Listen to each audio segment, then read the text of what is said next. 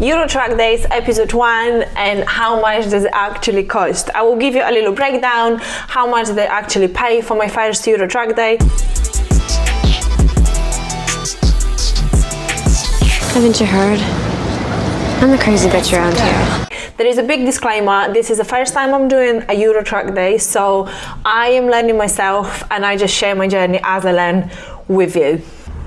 First things first, I'm going with Track Dude. So 3 days on track in Seville, plus the bike transport, plus the hotel with breakfast and a pool, £710. I think the price is very good considering that UK track day costs anything between £120 to £300 pretty much. So I really do think you get a lot for your money. Not only this, there are some extras included as well in the price, which is a free suspension setup. You also get to change your tires 3 times during the whole 3 days, and that's also done free of charge for you. You also get 2 pictures per day included in the price. If you want all pictures taken of your bike, that's like additional £20, which literally is nothing. There is also a drone operator on site. I believe the price starts from £40, that he's gonna follow you around the track and film you from a drone, which is gonna be very cool, and I'm definitely going to do this. Next, obviously tires. So my tires are pretty battered. I needed a new set of tires and I got myself a brand new set of slicks, and that cost me £280 for the front and rear. Next are the flights. So obviously you have to sort the flights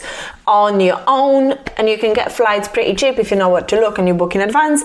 I paid £100 to go there and back. Here's a little screenshot for you as well. Next one is the insurance. So you obviously need to make sure that you have an insurance that actually covers you for riding on track, because it's not just a normal travel insurance, but it has to be specific for dangerous sport. And I used this company and I paid £80 for 3 days. Next one, so my track day is Monday, Tuesday, Wednesday, but I've never been to Seville before, so I thought to myself, well, why won't I just fly on a Friday, spend the weekend in Seville? Obviously this is an extra, you don't have to do this. I just chose to do this because I just want to spend a weekend in Seville and, you know, drink wine and eat nice food. So we're going in a big group, but there is just me and my friend that going the weekend before, and we got ourselves a nice hotel with a pool and paid £185 for that. And then we also chose to hire a car, which came to £88 per person, which obviously this is something that we chose to do. You don't have to do this at all. You can literally land on a Sunday and then you can take yourself a taxi to the hotel. The hotel is just by the track, so you are basically all sorted. So you don't need a car hire at all. There is one more significant spend, and I wasn't sure whether to include this, but I wanted to highlight that very often there's gonna be something going on with your bike, something is changing, fixing, because the last thing you want is to go to Spain and spend all this money and then your bike is just unreliable.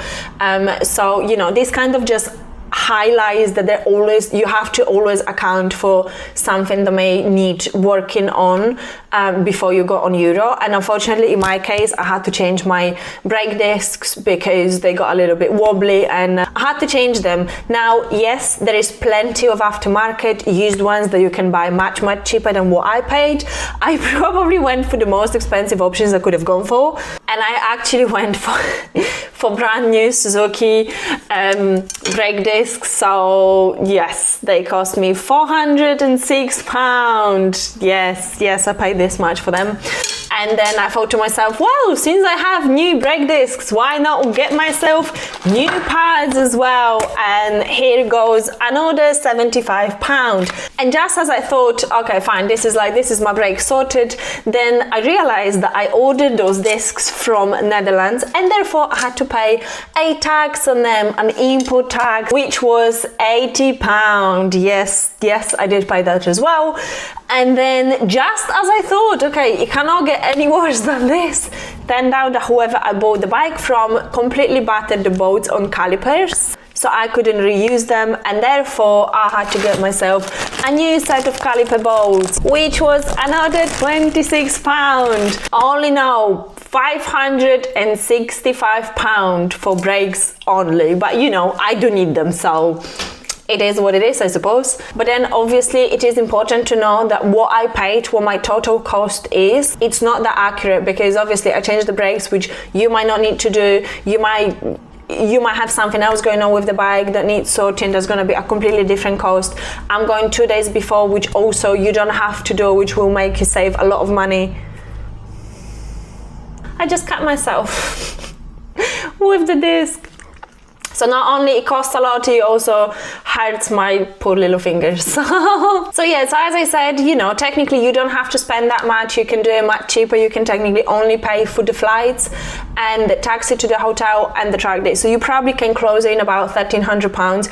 Obviously there are extra things like food and drinks there. And if you want to go out and have dinner after track, then obviously you have to account for this as well. But you can do it much cheaper than what it cost me. But the grand total of what I have spent is £2,029, and I haven't even left the country yet. Do I think it's worth it? Absolutely. I cannot even begin to explain to you how excited I am, how happy I am, and I'm so proud of myself. And if I had to spend all this money all over again, I would do it without hesitation. And then the next episode, I will be talking to you about what we pack, how we ship the bikes to Spain before we fly. So I hope to see you there. Bye.